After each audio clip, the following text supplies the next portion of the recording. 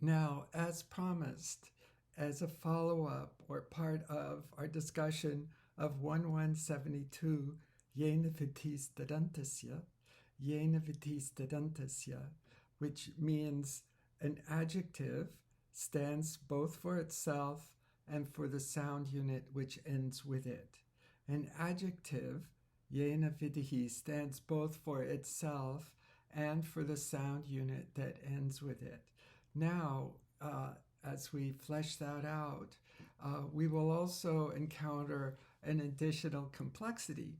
And this is appropriate because here we are, or we are here, and that means that we're not in any boys and girls first introduction to Ashtadhyayi now.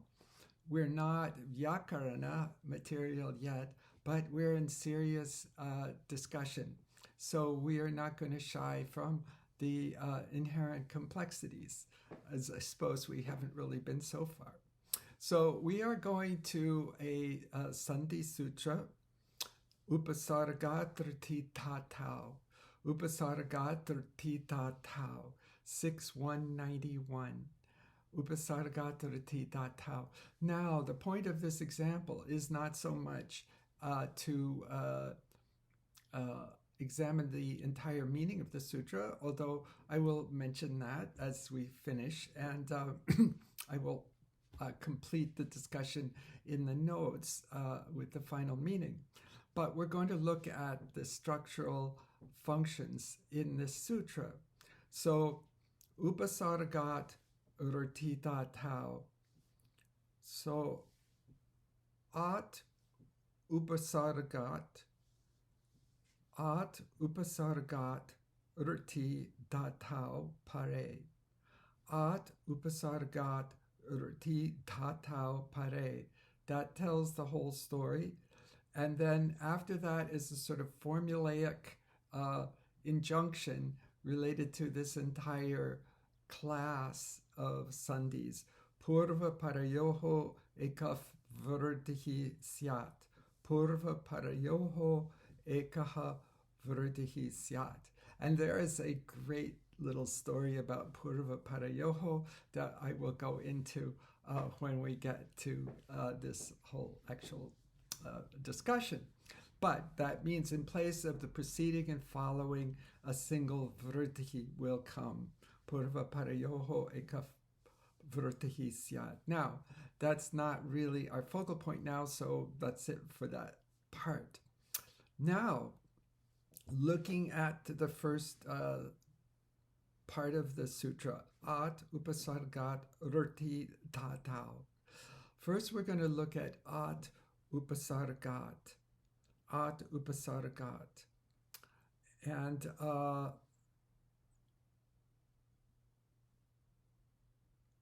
first part of it, because there are several parts of this that are active, we will remember tasmadityuttarasya. Tasmadityuttarasya. Now, at upasargat is a phrase that is in Panchami. And because of tasmadityuttarasya, we know that this injunction pertains to the one that follows it. This injunction inherently, being Panchami, refers to what follows it. Now, we turn to our sutra from just now, Yena vitis dedentasya. Yena vitis dedentasya. So,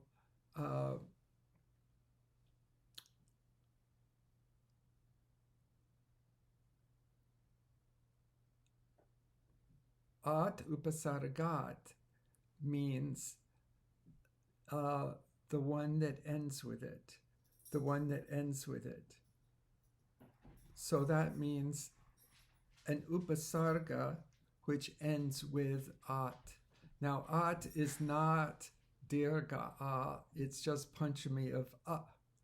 Just panchami of a. So an a ending upasarga is the meaning of at, upasargat, and the meaning is followed by whatever comes next. So now we get the little bit of a twist. Rti ta tau, rti ta tau. So rti is septimi, and it's a single letter, mainly rti.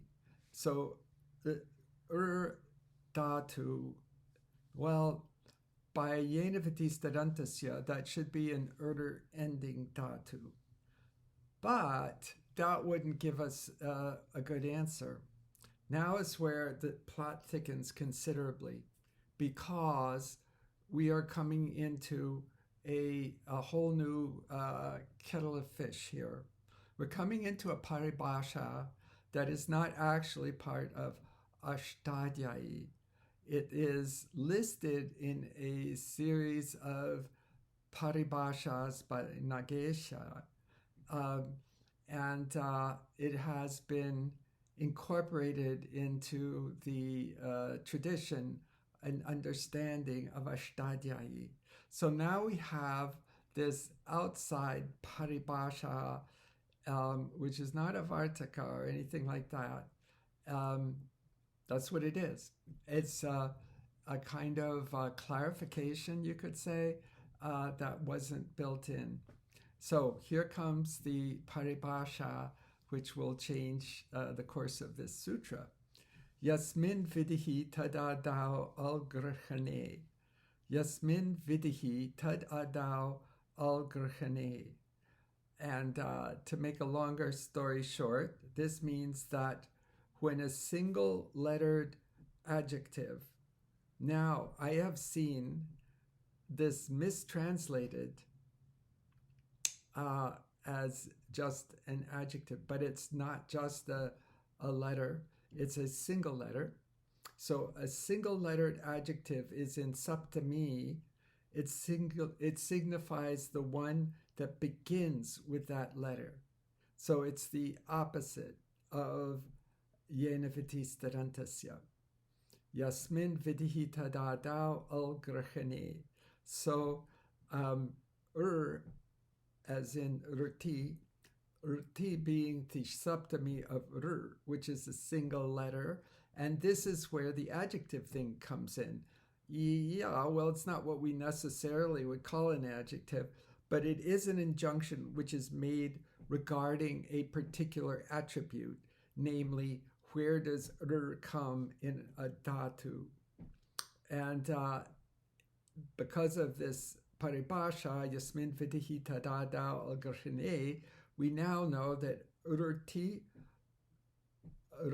dhatau is a beginning dhatu.